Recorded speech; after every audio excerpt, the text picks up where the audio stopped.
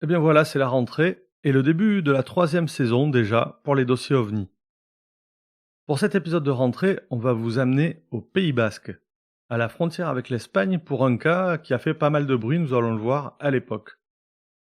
Troisième saison donc, et nous n'aurions pas pensé aller jusque-là, en commençant timidement ce podcast en février 2021. Mais nous nous sommes pris au jeu et alors que nous venons de dépasser les 100 000 écoutes, ce qui est pour nous incroyable, nous avons envie de vous dire un petit mot sur ce que l'on prépare pour cette année. Durant les 2 années pendant lesquelles nous avons présenté des cas issus de la base du GEPAN et les enquêtes qui leur sont liées, nous avons effleuré certains sujets qui nous semblent très intéressants et que nous avons envie d'explorer un peu plus avant. Donc cette année, nous allons, en plus des épisodes habituels, inviter des enquêteurs et des spécialistes dans différents domaines ayant trait à l'ufologie pour en approfondir certains aspects. Et ça promet vraiment d'être passionnant. Et ça, grâce à la complicité bienveillante du GEPAN. En attendant ces premiers entretiens, comme promis, rejoignons le Pays Basque, où nous allons suivre une patrouille de gendarmerie qui se dirige vers la frontière espagnole. Chaque année, des centaines de personnes sont témoins de phénomènes aériens non identifiés. Ces observations les bouleversent et vont jusqu'à changer leur regard sur notre place dans l'univers. L'histoire que vous allez écouter s'est réellement produite et a été consignée dans les rapports du GEPAN. Alors maintenant, les gendarmes sont confrontés aux ovnis et tous ceux qui vont rentrer dans la gendarmerie maintenant le savent. Aujourd'hui, dans les dossiers OVNI, un OVNI sur la frontière.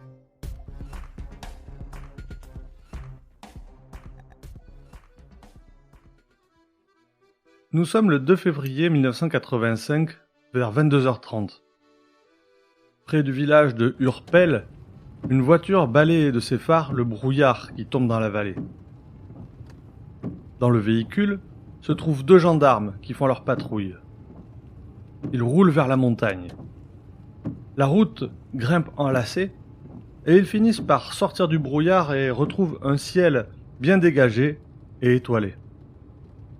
Ils se dirigent maintenant vers la borne qui marque l'entrée en Espagne.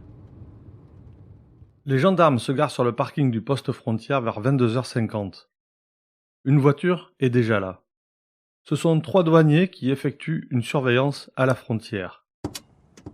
Adjudant, bonjour. Ça va Hier, Gendarmes et douaniers entament alors une conversation à la porte de l'Espagne. Et ils devaient avoir quelques motifs pour se retrouver là. Car en 1985, la situation est assez tendue au Pays Basque. Avec l'arrivée du GAL, le groupe antiterroriste de libération, et sa lutte avec l'ETA, l'armée de libération du Pays Basque d'une part, et la contrebande et les trafics qui sévissent à la frontière. N'oublions pas que l'espace européen de Schengen n'avait pas encore supprimé les frontières à l'intérieur de l'Europe. Les gendarmes et les douaniers échangent donc des informations et discutent quelques minutes jusqu'au moment où ils aperçoivent un point brillant dans le ciel. Il est 2 à 3 fois plus gros qu'une étoile et il émet une lumière blanche. Même s'ils remarquent cette lumière inhabituelle et qu'ils en parlent, ils n'y prêtent pas plus attention que ça. C'est certainement un avion. Un douanier pense même à un ballon sonde ou un ballon météo. Ils poursuivent donc leur discussion tout en gardant quand même un œil sur la lumière, qui, à leur grande surprise, reste complètement statique. Mais si c'était un avion ou un ballon sonde, ça bougerait. Alors qu'est-ce que c'est ?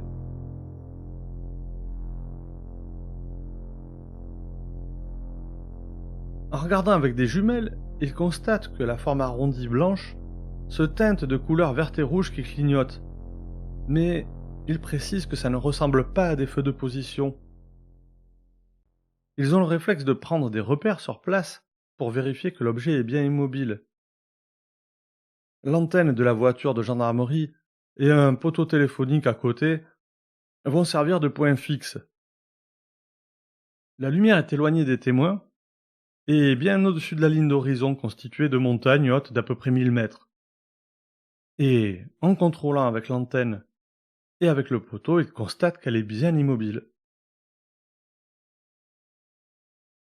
Alors que les fonctionnaires se posent la question de la nature de ce qu'ils observent, la lumière se déplace soudainement et à une vitesse importante d'ouest en est.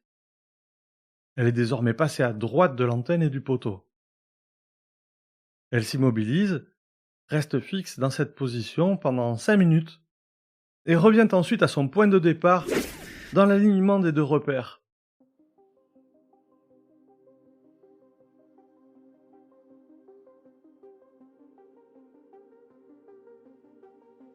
Derrière leur antenne et leur poteau téléphonique, les gendarmes comme les douaniers ne peuvent que confirmer ce déplacement.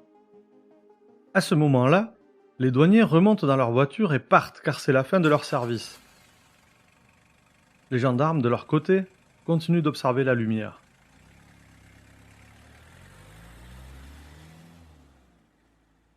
Et celle-ci repart maintenant, mais dans l'autre sens, passant à gauche de l'antenne de la voiture d'est en ouest.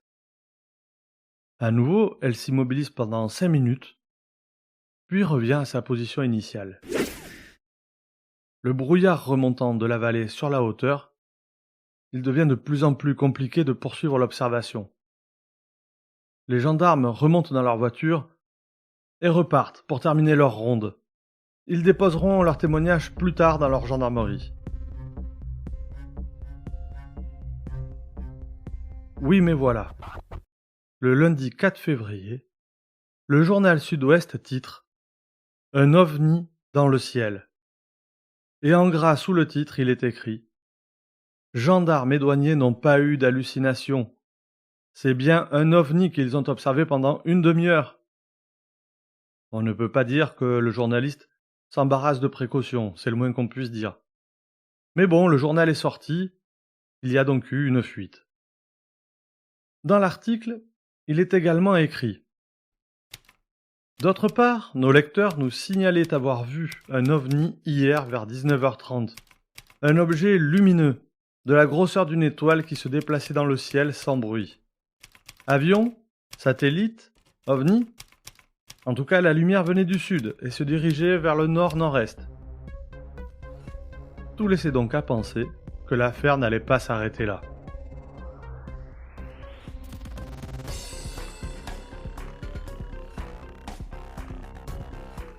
Et effectivement, le lendemain de la sortie de l'article, une personne contacte la gendarmerie. Je vous appelle car le lundi 4 février vers 19h10, je me trouvais devant chez moi quand j'ai aperçu une lumière étrange dans le ciel. Oui, racontez-moi tout, je vous écoute. C'était une masse lumineuse de 7 à 8 cm environ, de forme approximativement ronde. Ce n'est pas facile à décrire car elle me semblait quand même éloignée de l'endroit où je me trouvais. Elle devait être à une altitude importante car elle se détachait largement de la ligne d'horizon. Par contre, je n'ai aucune idée de la hauteur à laquelle elle pouvait se trouver. La lumière était blanche et forte et se déplaçait rapidement, en tout cas plus vite qu'un avion, sur un axe allant de l'est à l'ouest de manière silencieuse. Je l'ai observée pendant 1 minute environ et pendant 7 minutes, elle a parcouru une distance importante. Il faut aussi que je vous dise, ça ne ressemblait en rien à un avion. Vous avez une idée de ce que ça peut être ? Et ça ne va pas s'arrêter là. Un ouvrier piscicole vient également témoigner d'une observation. Le lundi 4 février, vers 19h15, soit 5 minutes après l'aide-soignante, il observe devant sa maison un objet volant qui se déplace dans le ciel.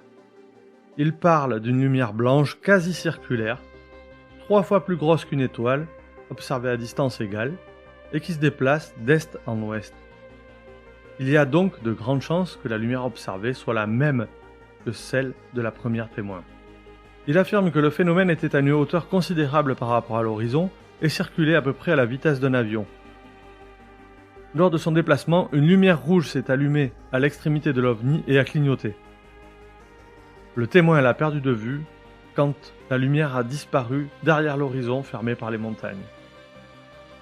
La presse espagnole s'empare également du sujet et fait état de témoins qui ont vu les lumières étranges le 2, mais également la nuit du 4. Et l'affaire fera du bruit bien au-delà des Pyrénées, jusqu'en Amérique, puisqu'une équipe du National Enquirer un journal de Floride qui tire à 6 millions d'exemplaires chaque jour à l'époque, est envoyé pour enquêter sur cette affaire, qui prend donc une ampleur considérable. Un entrefilet dans Sud-Ouest précise « Il se pourrait que nos gendarmes et nos douaniers deviennent célèbres jusque de l'autre côté de l'Atlantique ».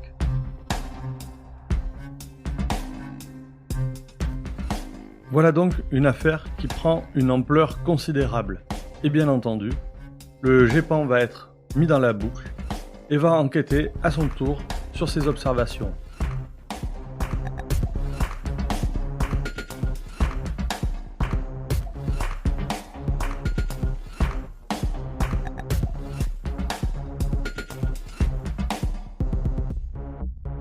Alors, que pensez-vous de cette histoire ? Simple méprise ou phénomène plus mystérieux ? Ouvrons maintenant ce dossier OVNI pour suivre l'enquête du GEPAN et connaître ses conclusions.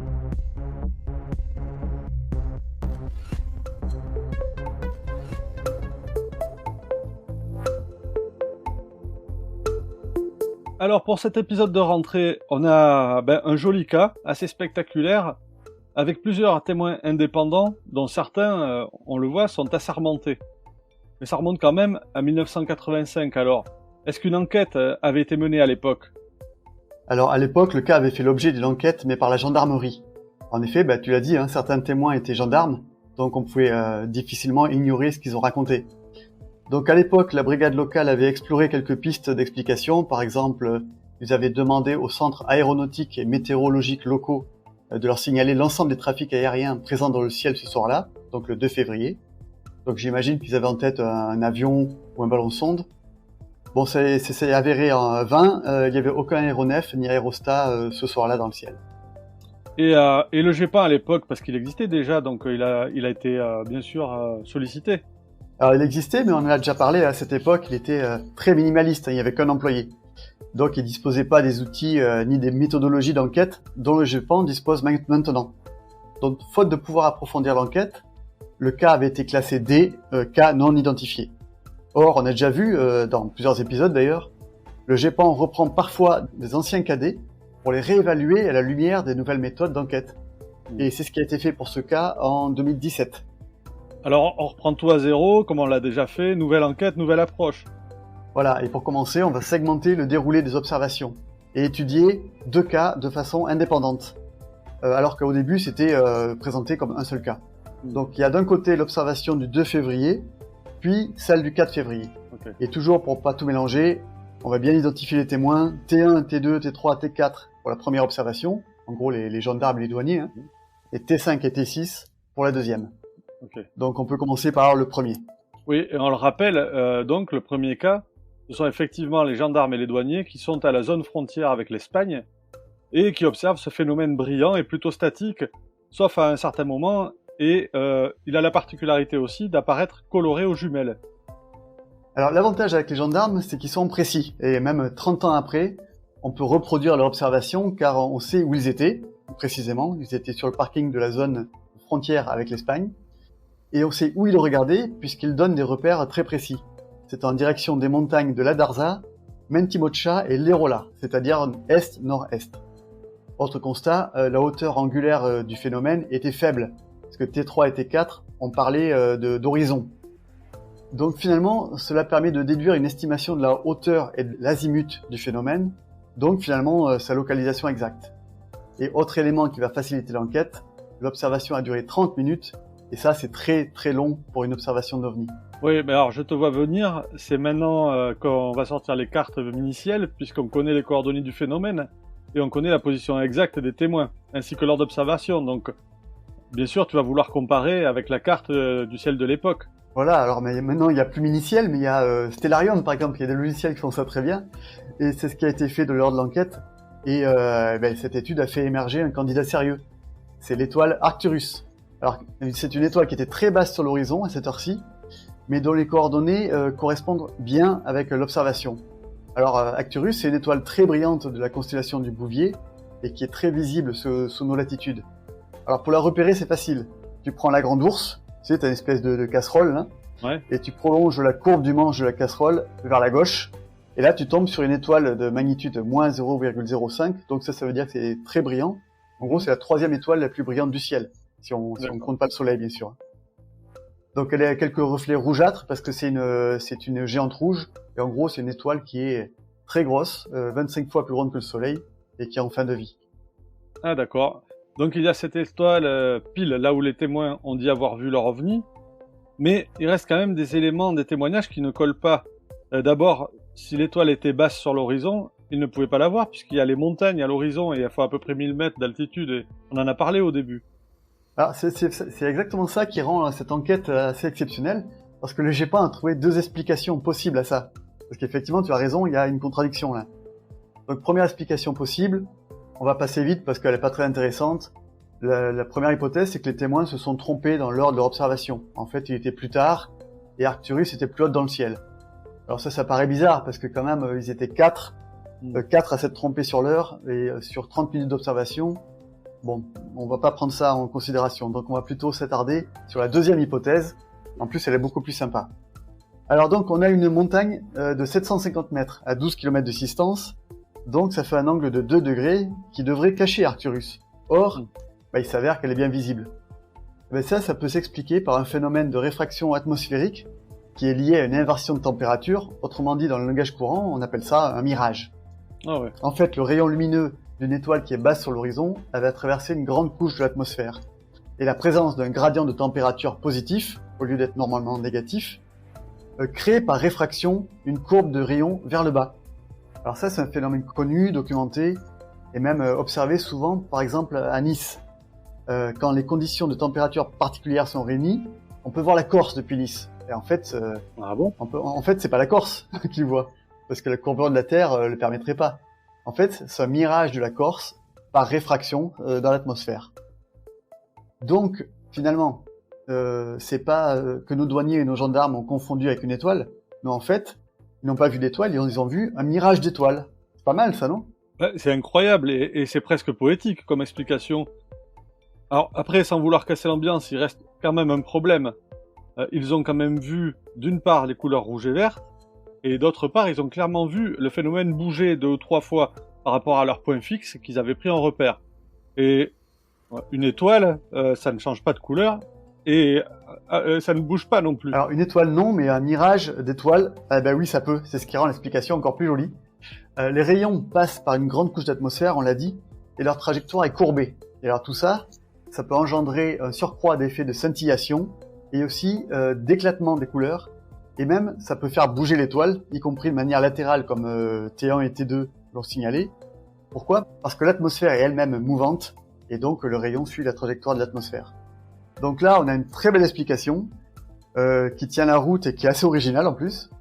Et franchement, on comprend que les témoins étaient bluffés et qu'ils aient pas trop compris ce qu'ils avaient vu, hein, parce que ça devait être assez étonnant. Donc, Oui. en conclusion, le GEPAN a estimé que cette hypothèse expliquait tous les aspects de l'observation et que les coordonnées de l'étoile Arcturus dans les éphémérides ont constitué une preuve suffisante. Donc le cas a été classé en catégorie A, cas parfaitement identifié avec le libellé « Observation de Arcturus ». Oui, alors c'était une très belle enquête en effet. Mais il reste le deuxième cas, celui du 4 février, le soir, là, donc c'est 2 jours après l'observation des douaniers.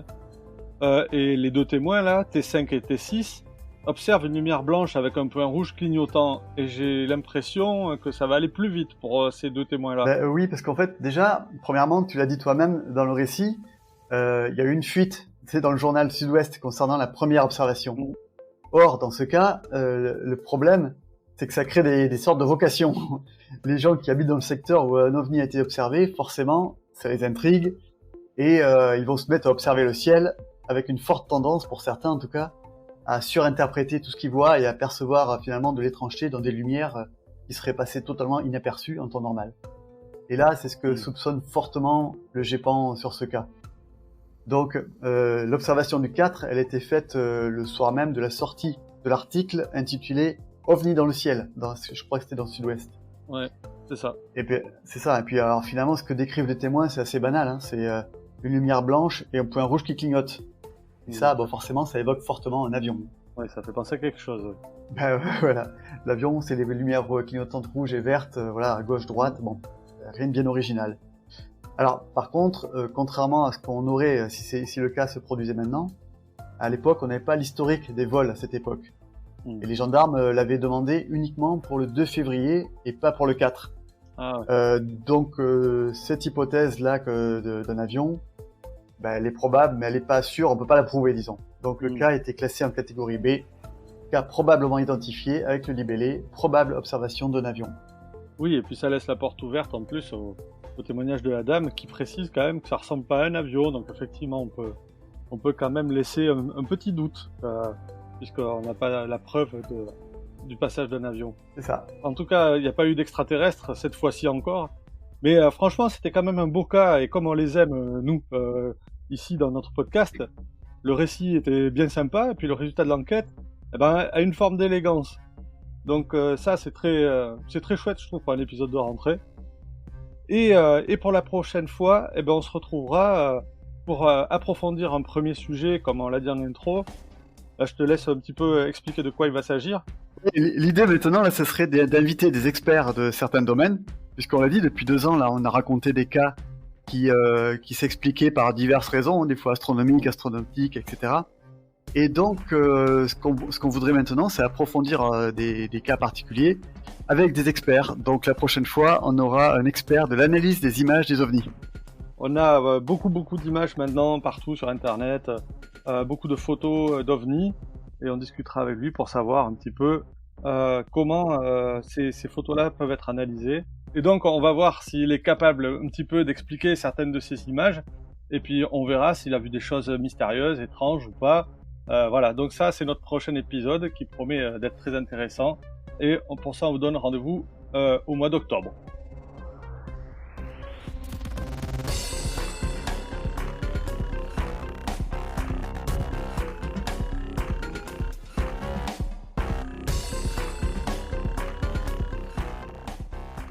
Il est temps maintenant de refermer ce dossier. Satisfait par la conclusion ? Réagissez sur Twitter ou Facebook. Et à bientôt pour un nouvel épisode. Surtout n'oubliez pas, regardez le ciel et gardez l'œil ouvert.